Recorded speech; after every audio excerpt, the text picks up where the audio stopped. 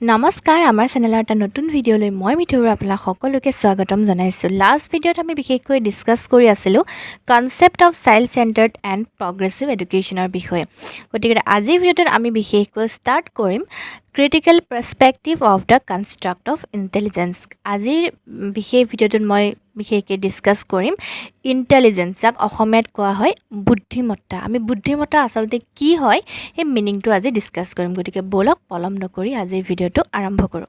Meaning of intelligence, এতিয়া আমি চাওঁ যে বুদ্ধিমত্তা আচলতে কাক বুজায়। ঠিক আছে, intelligence is not just about scoring high marks or solving IQ puzzles.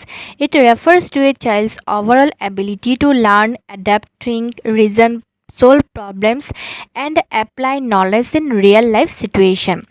এতিয়া বুদ্ধিমত্তাই আচলতে মানে বহুত হাই মাৰ্কছ স্ক'ৰ কৰা বা কিছুমান পাজলছ থাকে, সেই পাজলছখিনি ছল্ভ কৰাই আচলতে বুদ্ধিমত্তা নুবুজায়। আচলতে ৰিয়েল যদি অৰ্থত বুদ্ধিমত্তা হ'বলৈ হ'লে সেইটো বস্তু য'ত এজন ব্যক্তিয়ে তেওঁৰ যিখিনি জ্ঞান, সেই জ্ঞানখিনি তেওঁ যদি বাস্তৱ জীৱনত সঠিকভাৱে প্ৰয়োগ কৰিব পাৰিছে তাক কোৱা হ'ব বুদ্ধিমত্তা। আৰু যদি তেওঁ কিছু প্ৰব্লেমত তেওঁ পৰে, সেই প্ৰব্লেমটো তেওঁ সলিউশ্যন অৰিয়েণ্টেড যদি তেওঁ মাইণ্ডটো হয় তেনেহ'লে তাক কোৱা হ'ব বুদ্ধিমত্তা।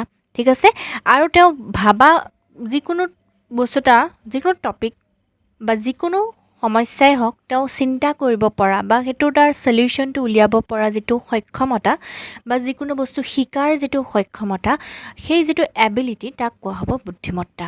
ঠিক আছে, In educational psychology, construct of intelligence means how psychologists define, interpret and measure intelligence. এতিয়া বুদ্ধিমত্তা আমাৰ বিভিন্ন সাইকোলজিষ্টে বিভিন্ন ধৰণে তেওঁলোকৰ ডেফিনিশ্যন আগবঢ়াইছে। ঠিক আছে, এই বিভিন্ন সাইকোলজিষ্টে আমাৰ যি ডেফিনেশ্যন আগবঢ়াইছে বুদ্ধিমত্তাৰ ওপৰত, সেই সম্পৰ্কে আমি নেক্সট ভিডিঅ'ত বিতংভাৱে ডিছকাছ কৰিম। ঠিক আছে, আজিৰ ভিডিঅ'টোত আমি বিশেষকৈ ডিছকাছ কৰিলোঁ মিনিং অফ ইণ্টেলিজেন্স, আচলতে বুদ্ধিমত্তাৰ অৰ্থটো কি হয়।